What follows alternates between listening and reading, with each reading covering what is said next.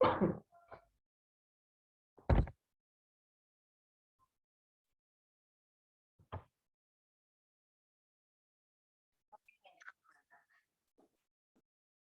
morning, students, once again. Am I audible? Yes, sir. Still, strength is very less. बच्चों का information नहीं है क्या?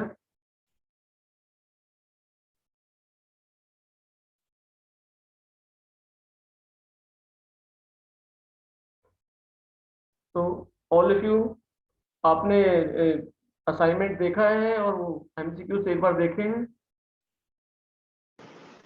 एमसीक्यू तो हो गए सर। सॉरी, एमसीक्यू तो हो गए, असाइनमेंट कर रहा है अभी। अच्छा, नहीं नहीं, मैं कह रहा हूँ कुछ कोई प्रॉब्लम तो नहीं है, समझ में आ रहा है? हाँ सर, वो तो आ रहा है। Okay. एमसीक्यू भी कार्तिक को ही भेजने हैं? हाँ, कार्तिक को सेंड कर देना आप। he will compile and send it to me. Okay sir. Okay. और मैं सोच रहा हूँ अभी एक क्लास में ना हम जितने भी हमारे अभी एमसीक्यूज हमने दिए हैं वो एक बार डिस्कस कर लेंगे हम। ओके, ताकि थोड़ी क्लैरिटी आ जाए। आप क्या कहते हो?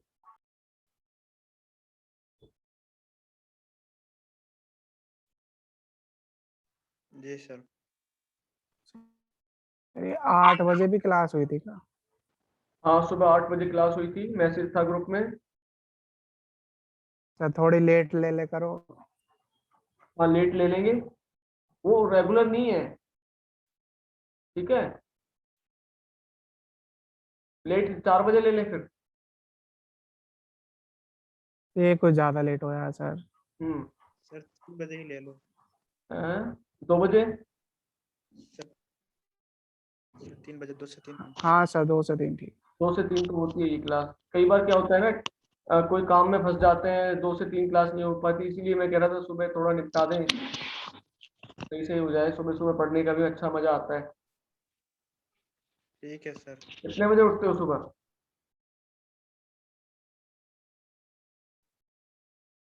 यस, हिमांशु। हिमांशु। सर हम तो जल्दी उठते हैं। हम्म। ओके, फिर किसको किसको दिक्कत होगी?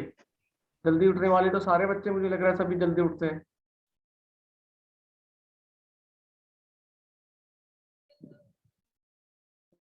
कुछ बच्चे बहुत सिंसियर हैं मेरी लिस्ट में। ऋषभ है, रौनक है, and few more students, they are very sincere.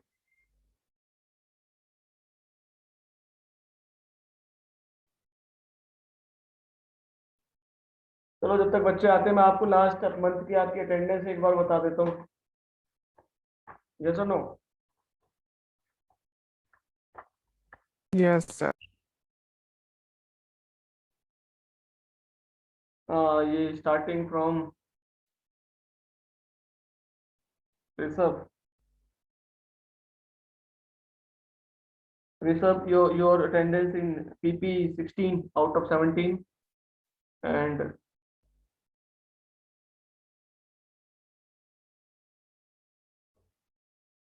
16 out of 17 in HRM, and PP में आपकी 15 है out of 15. Okay. Jitendra Rana 23, 14 and 12.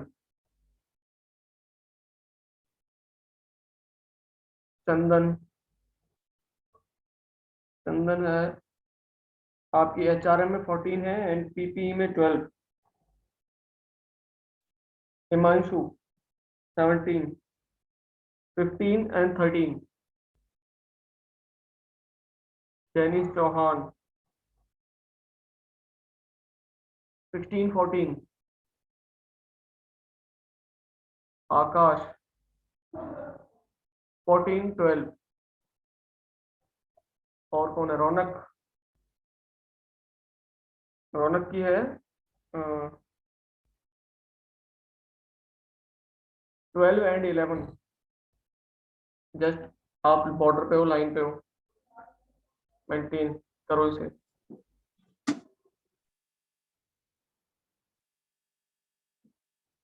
Sir roll number 19। Roll number 19, 16, 14। Okay sir roll number 16। 38 sir. Sir roll number 32। 38 है Ram Kumar, Ramdatt. Sir 29। 16 and 14। Yes sir. 30 है आपके राहुल। 15, 13। हाँ जी sir. 15, 13। और sir roll number 16।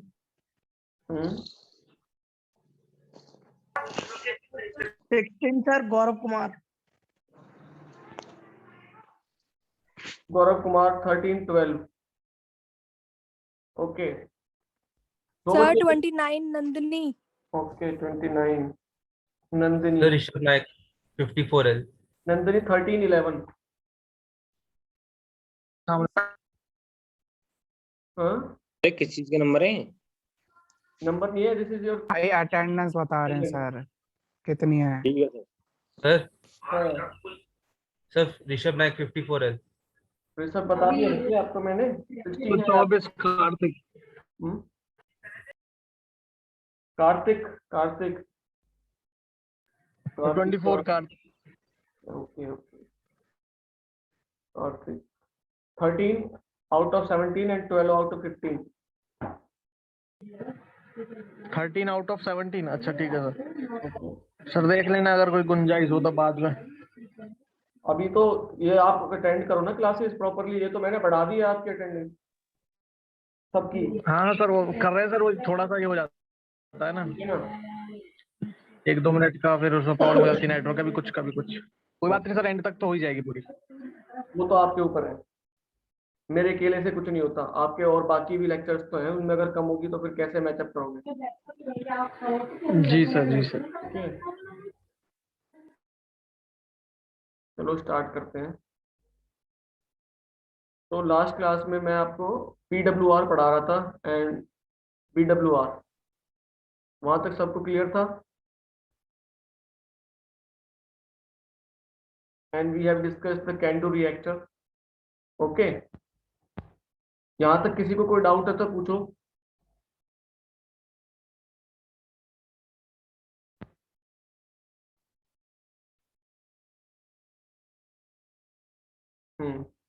Yes sir. Okay.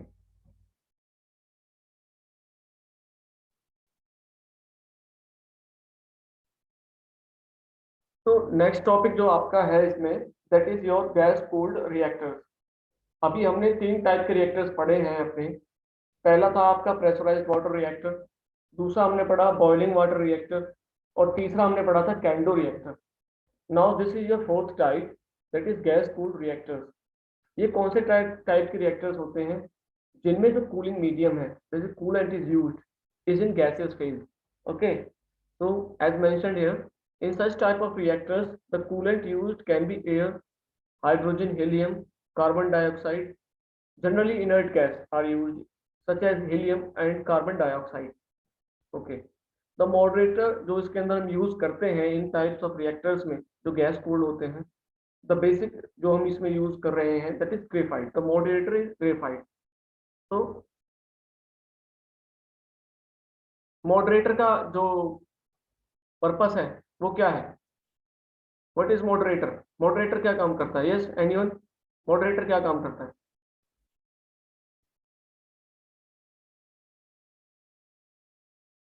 बताइए, moderator का क्या काम है? यस रौनक, कार्तिक।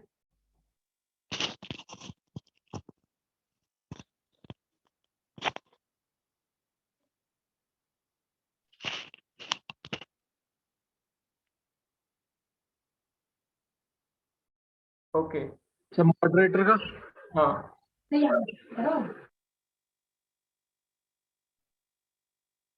मॉडरेटर हमारे मैंने जब आपको कंपोनेंट्स डिस्क्राइब किए थे, न्यूक्लियर प्लांट के कंपोनेंट्स होते हैं, ये कंपोनेंट्स में क्या क्या आता है, तो कंपोनेंट्स में मैंने बताया था आपको कंट्रोल रॉड्स होती है हमारे पास, ठीक है, उसके बाद हमारे पास ये मॉडरेटर होता है, कूलेंट होता है, ये सब चीजें मैंने बताई थी ना आपको। तो मॉडरेटर क्या होता है actually, it slow down the speed of the neutrons, ठीक है। इसका जो हमने बताया था ड्यूट्रियम हम यूज करते हैं, लास्ट में मैंने जब कैंडो रिएक्टर पढ़ाया था तो उसमें भी मैंने बताया था कि कैडमियम जो कैनेडियन मॉडल जो बनाया है उन्होंने रिएक्टर का, सर चेन रिएक्शन को कंट्रोल करता है। चेन रिएक्शन को कंट्रोल करता है, लेकिन कैसे? We are controlling the chain reaction with the help of control nodes also. लेकिन मॉडरेटर का क्या रोल है बेसिकली, वो जी पूछ रहा हूँ। स्लो डाउन कर देता है सर न्यूट्रॉन्स को। हाँ, it reduces the speed of the neutrons, okay, ताकि जो वो प्रोसेस है वो एक इतना रैंडम और इतनी फास्ट नहीं हो। अगर हम मॉडरेटर को हटा देंगे तो जो प्रोसेस है वो हम कंट्रोल तो कर पाएंगे, लेकिन उसकी स्पीड इतनी ज्यादा होगी कि वो प्रोसेस जल्दी जल्दी होता रहेगा, और उस प्रोसेस को हम बोलते हैं फास्ट ब्रीडर। वो हम पढ़ेंगे आगे, व्हाट इज फास्ट ब्रीडर। लेकिन जो हम कंट्रोल रेट में इसको प्रोसेस को चाहते हैं, then we use moderator and disaster के खतरे को बचाता है सर ये। ओके। तो मॉडरेटर जो हम यूज कर रहे हैं गैस कूल्ड पावर प्लांट में, सॉरी पावर प्लांट कह रहा हूँ, रिएक्टर में, न्यूक्लियर रिएक्टर में, दैट इज ग्रेफाइट। और जो प्रॉब्लम है ऑफ करोजन की is reduced much in such reactors because of वो जो फ्लोइंग फ्रिक्शन है वो कम हो जाएगा, इरोजन जो उसका रिएक्शन है ट्यूब्स के साथ वो कम हो जाएगा, स्केलिंग कम हो जाएगी अगर हम कोई और फ्लूइड उससे पास कराते हैं हीट एक्सचेंजर से। So the problem of corrosion is much more reduced, okay. This type of reactor is more safe, especially in case of accidents and failure of circulating pumps. Okay, the thickness of gas-cooled reactor shield is much more reduced as compared to the other type of reactors. दो तरह के principal reactors हैं हमारे पास, जो gas cooled reactors हम जिनको कहेंगे। इनमें आता है पहला GCGM and next one is HTGC। अब इसको हम एब्रीविएशन को अगर एक्सपैंड करें तो पहला GCGM क्या है, gas cooled graphite moderator reactor. G से गैस, सी से कूल्ड, जी से फिर दोबारा ग्रेफाइड मॉडरेटर, यानी कि gas cooled. The coolant used in this type of reactor is gas and the moderator used is graphite, then we call it GCGM. Okay, now next your high temperature gas cooled reactor, that is HTGC. both types are graphite moderators, दोनों में moderator graphite ही use हो रहा है।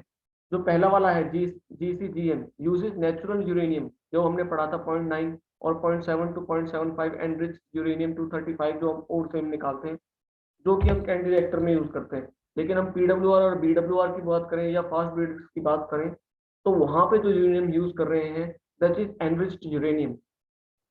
और enriched uranium हर किसी के बस की बनाना नहीं है।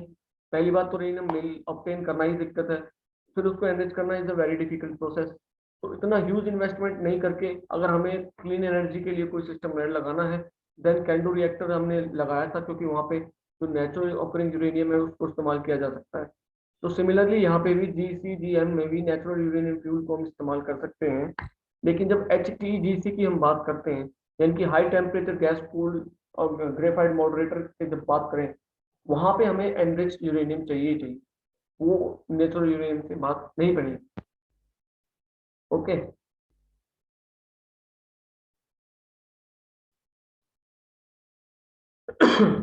HTGC employs highly enriched uranium carbide mixed with thorium carbide and clad with graphite. Okay, this is the composition जो है आपकी फ्यूल की, जो बताया गया है। The coolant pressure जो है आपका and the temperature in GCGM is around 7 bar and 336 Celsius temperature है रिस्पेक्टिवली। जबकि हम बात करें HTGC की तो यहाँ पर जो है वो प्रेशर भी ज़्यादा है और टेम्परेचर तो ज़्यादा है ही है। You can clearly see that the pressure is also high, almost 2 times हो रहा है, और जो मैक्सिमम प्रेशर है is around 4 times as compared to GCGM, and temperature is around 700 to 800 degree Celsius. Okay, अगर हम बात करें एडवांटेजेस की कि इसकी क्या एडवांटेजेस है, what are the advantages of gas cooled reactor. So the processing of fuel is simple.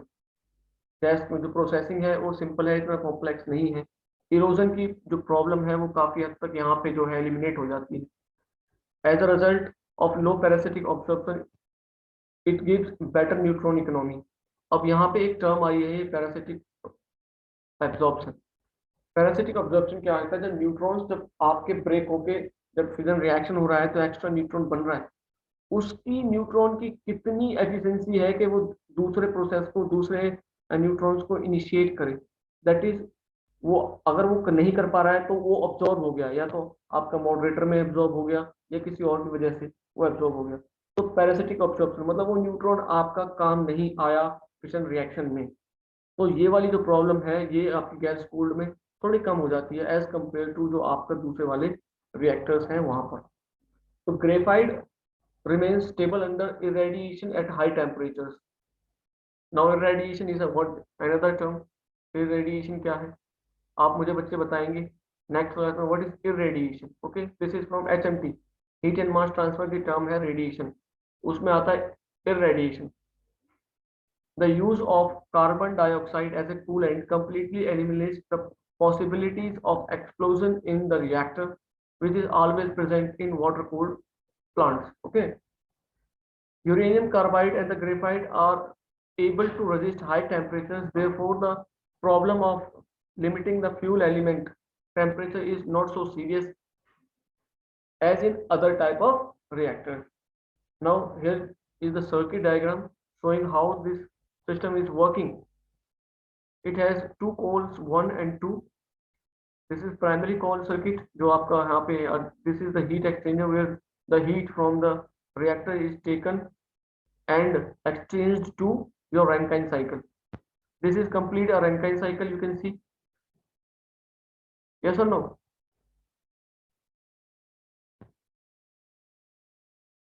ये है कि नहीं Rankine cycle? या मैं कुछ गलत बता रहा हूँ? ये बताइए, this is Rankine cycle. Yes or no?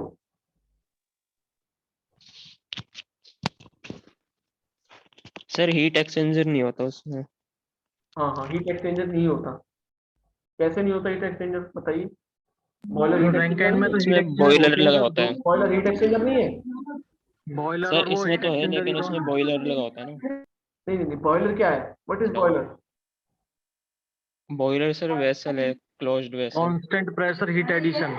हाँ होता है, लेकिन हीट एडिशन डियर जो उसमें ट्यूब्स लगी हैं, वो हम जो अपनी फ्यूल से जो हीट दे रहे हैं उसको, वो भी तो किसी मीडियम के थ्रू जा रही है ना। आपकी बात यस सर, ठीक वो है। पंप के थ्रू जाती है। बॉयलर का नाम बॉयलर इसलिए है क्योंकि उसमें फेस चेंज भी होता है, और बस इसलिए बॉयलर का नाम बॉयलर है, बाकी प्रोसेस तो सेम ही। हाँ, वहां पे भी तो हीट एक्सचेंज कर रहे हैं हम। We are also exchanging heat over there. यहाँ पे भी देखो क्या होता है बॉयलर के अंदर, मैं बताता हूँ आपको क्या होता है। ये बॉयलर है मान लो,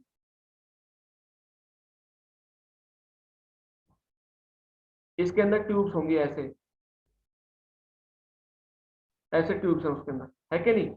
और इन ट्यूब्स के अंदर पानी जा रहा है और यहाँ से हमारी इनके ऊपर हीट जा रही है ऐसे, तो हीट एक्सचेंज ही तो हो रहा है। यस और नो? यहाँ जी से सर। पाइप्स के अंदर फ्लूइड फ्लो कर रहा है, यहाँ से हमारी हॉट गैसेस इसको ऊपर से फ्लो कर रही हैं, तो ये हॉट गैसेस की जो गैस एनर्जी है ये भी तो पाइप्स के अंदर चली गई ना इस फ्यूल में, इस वाटर में। सिमिलरली यहाँ पे भी यही हो रहा है। ये सिर्फ ये दिखाने के लिए एक्सपेंशन कहाँ हो रहा है इसमें? एक्सपेंशन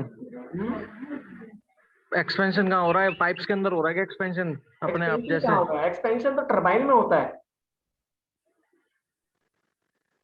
नहीं, अलग राइट वाले में अलग होगा ना, लेफ्ट वाले में अलग होगा। या कौन सा एक्सपेंशन की बात कर रहे हो आप? मैं रिएक्टर वाले की एक्सपेंशन की कह रहा हूँ सर। रिएक्टर में जो हीट निकली हाँ, वो इस वाले तो ये भी राइट वाली जो हमारी आप बोल रहे हो कि रैंकाइन साइकिल है, तो ये रैंकाइन वाला साइकिल में रैंकाइन एक्सपेंशन साइकिल नहीं है। ये this is not a Rankine cycle. देखो ये हाईलाइट किया हुआ है मैंने। दिस इज अच्छा अच्छा, ठीक दिस है इज योर ठीक है ठीक है ठीक हाईलाइट तो किया हुआ है ओके मैंने, आप देखते नहीं हो। This is your Rankine cycle, okay only this portion is Rankine cycle. ठीक है सर, अब ठीक दिस है। Is not a Rankine cycle. ये किसने बोल दिया आपको ये रैंकाइन है? दिस इज नहीं, मैं इससे दोनों ओनली को मार्क कर प्रोसेस दिया ऑफ सर हीट आपने। एडिशन। यहाँ से हमें हीट ले रहे हैं सिर्फ, और कुछ नहीं है। This is G only sir. A fuel जो हमें डियर, जो हमें एनर्जी चाहिए, जो हम कोयले से लेते थे, जो हम गैस से ले रहे हैं, अब वो हम न्यूक्लियर रिएक्टर से ले रहे हैं। उस एनर्जी को एक्सट्रैक्ट करने के लिए जो ये प्रोसेस हमने बनाया हुआ है, this is circuit to extract the energy from this nuclear reactor only.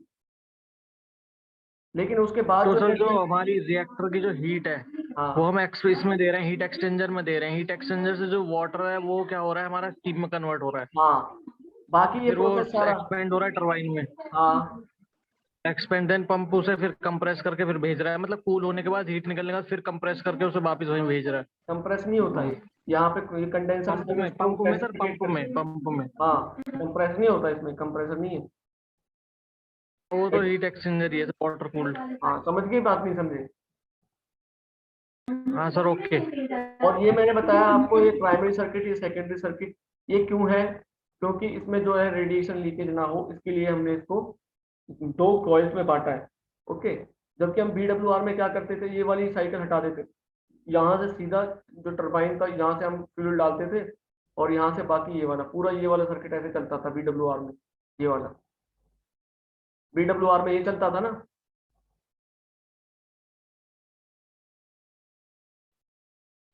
But वहां पे चांसेस थे जो आपके रेडिएशन लीकेज के काफी ज्यादा, तो उसको एलिमिनेट करके हम दो कॉइल्स लगाते हैं, primary and secondary. It has some other disadvantages also, that fuel handling is more elaborate and costly, because आपके जो गैसेस फेज में वहां पे कूलेंट यूज कर रहे हैं, उसके लीकेज के चांसेस भी हैं, तो फ्यूल आप ऐसे डालोगे, that is also a very crucial process. Power density is very very low. अब पावर डेंसिटी लो है, देखो ये टर्म मैंने कई बार इस्तेमाल की है आपकी, कि power density is very high, जब हम PWR की बात करते हैं। पावर डेंसिटी का मतलब ये है कि आपका यूनिट मास कितनी एनर्जी एक्सट्रैक्ट करके लेके आ रहा है, समझे? मान लो 1 kg आपका, मैं अगर वाटर लेता हूँ और उसको मैं 100 बार्स पे न्यूक्लियर रिएक्टर के अंदर भेजता हूँ, और उससे फिर मैं बाहर निकाल के लेके आता हूँ उसको, फिर हीट एक्सचेंजर में लेके जाता हूँ, तो वो कितनी हीट हीट एक्सचेंजर में देगा एज कम्पेयर टू मैं एक एक वही वही सेम क्वांटिटी का वाटर 10 बार के अंदर उसके अंदर लेके जाता हूँ और फिर लेके आता हूँ। तो मुझे बताइए, हीट कौन ज्यादा होगा, 100 बार का वाटर ज्यादा लेके आएगा, 10 बार का ज्यादा लेके आएगा? यस,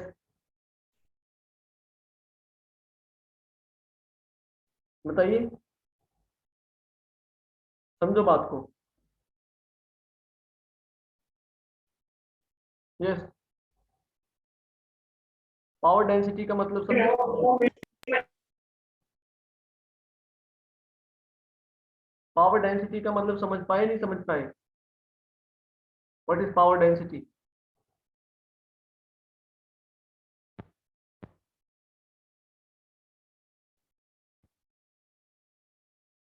समझ में आए तो बताइए, नहीं आए तो बताइए, फिर पूछिए ना। यस,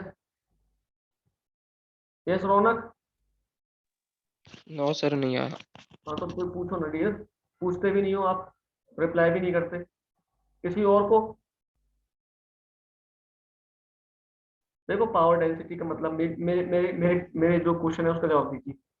मैं एक ले रहा हूँ 10 बार पे वाटर, एक ले रहा हूँ मैं 100 बार पे, और दोनों को मैं आपके कोर के अंदर भेज रहा हूँ, इसको भी और इसको भी। तो यहाँ से जो हीट लेके आएगा, ये 1, ये 2 मान लो, ये 1 मान लो, तो बताओ किसकी पावर डेंसिटी ज्यादा होगी, मतलब कौन ज्यादा हीट लेके आएगा, हीट बताओ मुझे, कौन जाएगा? 100 बार प्रेशर का वाटर या 10 बार का? मास इज 1 kg, 1 लीटर मान लो।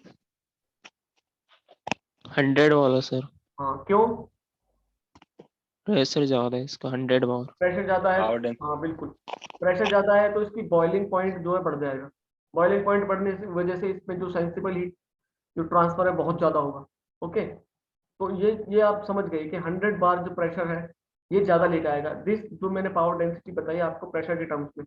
अभी मैं यही प्रेशर मैं आपको बताऊं कि स्पेसिफिक हीट की कैपेसिटी जो है, सीपी, सीपी और सीवी, दो चीज होती है ना, एक constant pressure and constant volume, specific heat. अब जो स्पेसिफिक हीट होती है ना गैसेस की, वो कम होती है, इसकी वजह से जो उनका MCVDT जो आएगा, उसका जो प्रोडक्ट होगा वो कम होगा, ज्यादा होगा? बताइए, एज कंपेयर टू, अगर लिक्विड्स की बात करूं, जब सीपी मेरा कम है तो ओवरऑल हीट ट्रांसफर कितना होगा? वो कम ही तो होगा।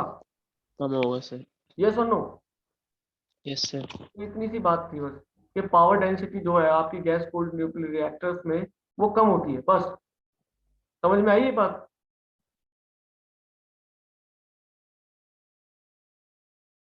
यस और no? Yes sir. Okay. Since the critical mass is high, therefore the large amount of fuel handling is initially required. Okay. If helium is used in the study of instead of your carbon dioxide, the leakage of gas is a major problem. क्योंकि carbon dioxide के जो molecules हैं वो बड़े होते हैं और helium के मॉलिक्यूल्स छोटे होते हैं, तो लीकेज की प्रॉब्लम सबसे ज्यादा होगी। ऑल्दो जो हीट ट्रांसफर है वो हीलियम का काफी अच्छा है, ठीक है, करोसिव प्रॉपर्टीज भी कम है, बट स्टिल लीकेज के चांसेस बहुत ज्यादा है। More power is required for a coolant circulation, क्योंकि स्पेसिफिक वॉल्यूम बहुत ज्यादा है, स्पेसिफिक वॉल्यूम ज्यादा है तो पावर कंजप्शन भी ज्यादा होगी। ये चीज हमने पढ़ी थी जब हम बात करते हैं पंप्स और कंप्रेसर्स का कंपैरिजन किया था कि पंप्स में जो पावर है वो कम इस्तेमाल होती है as compare to the compressors because of the specific volume. ठीक है, आई थिंक ये वाला पॉइंट आपको क्लियर है। The control is more complicated due to low negative coefficient as helium does not absorb any neutron. जब वो neutron absorb नहीं करेगा तो वही आपका कंट्रोलिंग प्रोसेस डिफिकल्ट हो जाएगा। तो मेन कंसर्न कितनी आ जाएगी, हमारी जो पहले मॉडरेटर यूज करते थे और स्लो डाउन करते थे न्यूट्रॉन्स की स्पीड, अब वो नहीं हो पा रही, तो सारा दामोदार किसके कंधों पे है, कंट्रोल नोड्स। तो कंट्रोल नोड्स वहां पे सिर्फ इकलौता मैकेनिज्म बनता है कंट्रोल करने के लिए न्यूक्लियर रिएक्टर का। अगर कंट्रोल नोड्स फेल हो गई तो it's very very difficult to control आपका जो फिजन रिएक्शन हो रहा है वहां पे। So these are some challenges or you say disadvantages of using gas cooled water, ये gas cooled reactors. Okay, clear है यहाँ तक gas cooled nuclear reactors? किसी को कोई डाउट? सर एनरिच यूरेनियम और नेचुरल यूरेनियम में क्या डिफरेंस है? हाँ देखो, एनरिच यूरेनियम, जो नेचुरल यूरेनियम हमारा ओर से मिलता है, दैट इज योर जो रॉ एल्यूमिनियम, जो रॉ यूरेनियम है आपका, उसकी जो परसेंटेज है ना, देखो यूरेनियम जितना भी है, मान लो आप, मैं कहूँ 1 kg यूरेनियम मेरे पास है, तो वो पूरा के पूरा 1 kg अपना पूरा फिजन रिएक्शन नहीं करेगा, उसका कुछ हिस्सा ही फिजन रिएक्शन करेगा और वो फिजन रिएक्शन से हीट देगा, पूरा पूरा वो फिजन रिएक्शन नहीं कर पाएगा। तो जो हम यूरेनियम है नेचुरल वाला, उसका जो फिजन रेट है अराउंड 0.7% है, कुछ रेट उसका। लेकिन हमारे पास पहले बात तो निकाल के लेके आना और से एक्सट्रैक्ट करना इज अ वैली चैलेंज, फिर रेडियो एक्टिव डिके, बहुत सारी कॉम्प्लिकेशंस। तो हम चाहते हैं कि हाँ यार 1 किलो यूरेनियम से हम 0.7% ही उसको यूटिलाइज कर पाए। क्या ऐसा नहीं हो सकता कि इसको हम कुछ काफी 1.2 या 2.5 2.7 2.9 कुछ परसेंट तक कुछ हिस्सा तो इसका मैक्सिमाइज यूटिलाइजेशन कर पाए इसको डिस्कार्ड करने से पहले, क्योंकि उसको डिके करना, उसको डिकम्पोज करना भी हमारे लिए चैलेंज है। अगर हम उसको एनरिच नहीं करेंगे तो हमारा जो एक्सट्रैक्शन का जो एफिशिएंसी है वो कम हो जाएगी। दूसरा, हमारा जो तो ये यूज होने के बाद जो हमारे पास बाय प्रोडक्ट बनेगा बचेगा वो भी रेडियो एक्टिव है, तो वो पाइल अप होता चला जाएगा। ठीक है, तो इसको क्या करते हैं, एक प्रोसेस होता है, काफी लंबा चौड़ा प्रोसेस है, बहुत एक्सपेंसिव प्रोसेस है। उसमें इस मटेरियल का जो कंसंट्रेशन है 0.75 को इंक्रीज करके 2.75 2.65 तक लेके जाते हैं। मतलब इतना ये फिशन रिएक्शन कर पाएगा, इतना हिस्सा इसका फिशन रिएक्शन कर पाएगा, that is enrichment of uranium. Getting my point? Okay sir. Okay, so next comes your liquid metal cooled reactors. liquid metal cooled, देखो इसमें क्या होता है, जब हमने पहला PWR पढ़ा उसमें हम ड्यूट्रियम यूज करते थे, कूलेंट या वाटर यूज कर रहे हैं, और फिर हमने देखा BWR में भी वाटर यूज कर रहे हैं हम, फिर गैसेस में आया तो हम गैस यूज कर रहे हैं, उसमें हीलियम है, आपकी कार्बन डाइऑक्साइड से। सिमिलरली अब आ गया आपका liquid metal, now we are using metal as, वहां से हीट एक्सट्रैक्ट करने के लिए कोर से हम यूज कर रहे हैं मेटल, और वो भी लिक्विड फॉर्म में। So you can imagine how much temperature is there inside the core of the nuclear reactor. तो sodium graphite reactor SGR is one of the typical liquid metal reactors. In this reactor जो है sodium works as a coolant, ठीक है, sodium metal and graphite as a moderator. Sodium का अगर boiling point बात करूं तो 880 यानी कि 880 डिग्री सेल्सियस है 1 एटमॉस्फेयर, तो यानी कि एटमॉस्फेरिक कंडीशंस में बॉइलिंग पॉइंट 880 डिग्री सेल्सियस है सोडियम का। फ्रीजिंग पॉइंट अगर उसका देखें तो 95 है। इसका मतलब अगर आप उसको ऐसे ही एटमॉस्फेयर पे एम्बिएंट में रखेंगे, टेम्परेचर ग्राउंड जो आपका रूम टेम्परेचर है, इट विल बी सॉलिड, क्योंकि फ्रीजिंग टेम्परेचर इज 95 डिग्री। तो आप इमेजिन कर सकते हैं वो सॉलिड फॉर्म में ही एग्जिस्ट करेगा अगर आप रूम टेम्परेचर पे रखते हो। Hence, sodium is the first melted by the electric heating system and pressurized up to 7 bar. और liquid sodium is then circulated through आपका पंप। जैसे हम वाटर और ये ड्यूट्रियम को जो भी हम कूलेंट सप्लाई करते हैं, इसी मेथड में इसको हम सप्लाई करते हैं न्यूक्लियर कोर में। इसमें भी हमारे पास कॉइल्स होती हैं, पहली प्राइमरी कॉइल, फिर सेकेंडरी कॉइल, फिर एक और कॉइल। इसमें 3 कॉइल्स हम इस्तेमाल कर रहे हैं, यानी कि 3 सिस्टम्स हमारे पास हैं to prevent the radiation. The primary coil has a liquid sodium, जो पहली coil है, which circulate through the fuel core and gets heated by the fissioning of the fuel. This liquid sodium gets cooled in intermediate heat exchanger and gets back to the vessel. देखो यहाँ पे liquid sodium इस्तेमाल किया, ये heat up हुआ, इतनी heat ली, यहाँ पे अपनी हीट एक्सचेंज की सेकेंडरी कॉइल में। ये एक कॉइल ये है, फिर दूसरी कॉइल ये है, तीसरी कॉइल ये है, इसमें 3 कॉइल्स हमने इस्तेमाल की। यहाँ से लिया सोडियम, लिक्विड सोडियम, यहाँ से हीट एक्सचेंज की कोर से, उसको हीट एक्सचेंजर दिया सेकंड में, सेकंड वाली हीट यहाँ पे कॉइल में। ओके, अब सेकंड वाली में क्या है? The secondary coil has an alloy of sodium and potassium in liquid form. This coolant takes heat from the intermediate heat exchanger. This is an intermediate heat exchanger. Okay, and gets heat from the liquid sodium of the primary coil.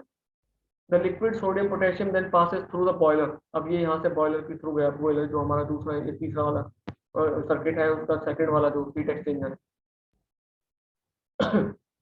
Okay, which is once through type changing having tubes only. तो tubes है ना, ऐसे ऐसे ऐसे, और यहाँ से भी आके काउंटर फ्लो में आपका मूव कर रहा है ऐसे ऐसे करके। हीट एक्सचेंजर के हमारे पास डिफरेंट ओरिएंटेशन होते हैं, parallel flow heat exchangers, counter flow, और एक क्रॉस फ्लो होता है ऐसे करके। तो वो किसी भी टाइप का हो सकता है, depending upon the efficiency you need और आपकी फिजिबिलिटी क्या है, depending upon that which different type of heat exchangers are used. Okay, you must have read all these things in your HMT classes. The steam generated from this boiler will be then superheated. ये बहुत ज्यादा superheat होती है, क्योंकि देखो जो power density है यहाँ पे कितनी ज्यादा है। लिक्विड मेटल आप पास करा रहे हो, तो देखिए इमेजिन करो 880 डिग्री सेल्सियस पे अगर आप लिक्विड मेटल के कांटेक्ट में आप वाटर को लेके आएंगे, तो वो कितनी एनर्जी उसको देगा, and it will instantly vaporise और सुपरहीट स्टेट में पहुंच जाएगा, यानी ड्रेनेज फ्रैक्शन इसका 1 होगा। ओके, और उसके बाद भी इसको हम हीट कर रहे हैं, फर्दर सेंसिबल हीट इसमें ट्रांसफर हो रहा है फेज चेंज के बाद। Feed water from the condenser enters the boiler and the heated sodium potassium passing through the tube gives it heat to the water, thus converting it into steam. The sodium potassium liquid in the second circuit is then pumped back to the intermediate heat exchanger, thus making this circuit close. और ये वाला जो यहाँ pump लगा हुआ है, ये वाला, ये पूरा सर्किट को कंप्लीट करता है। तो देखो इसके लिए अलग पंप है, इसके लिए अलग, इसके लिए अलग, तो तीनों सर्किट अलग हैं, but they are joint together with the help of heat exchanger, क्योंकि हमें हीट निकालनी है और मेन पर्पस हमारा टरबाइन में जो है, इसको टरबाइन जो हमारा मूवर है टरबाइन, इसको हमें चलाना है और यहाँ से हमें जनरेटर चला के इलेक्ट्रिसिटी प्रोड्यूस करनी है। Getting my point? एंड ये थर्ड वाली cycle, this is again your Rankine cycle, third circuit जो है आपका, और यहाँ पे हीट एक्सचेंज पूरा होके वही आपका प्रोसेस जो रैंकिन साइकिल में होता था आपका कोल पावर प्लांट में, वो हो रहा है यहाँ। Is it clear? Yes sir secondary circuit क्यों यूज किए इसमें? देखो इसमें सेकेंडरी सर्किट ये है क्योंकि जो यहाँ पे हीट जो प्रोड्यूस हुई है is very very high density. अब पानी उसको मास फ्लो रेट हमें बहुत ज्यादा फ्लो कराना पड़ेगा उसको, तो उसको एक इंटरमीडिएट रख के हम ये चाह रहे हैं कि वो धीरे धीरे यूज हो, एकदम से सारी हीट पानी को नहीं चली जाए। ठीक है, और पानी वैसे भी जो है और 880 डिग्री टेम्परेचर है, हीट एक्सचेंजर इतना सस्टेन भी नहीं कर पाएगा। Okay okay sir. एक बार आप मुझे अपनी अटेंडेंस कॉल कर दीजिए।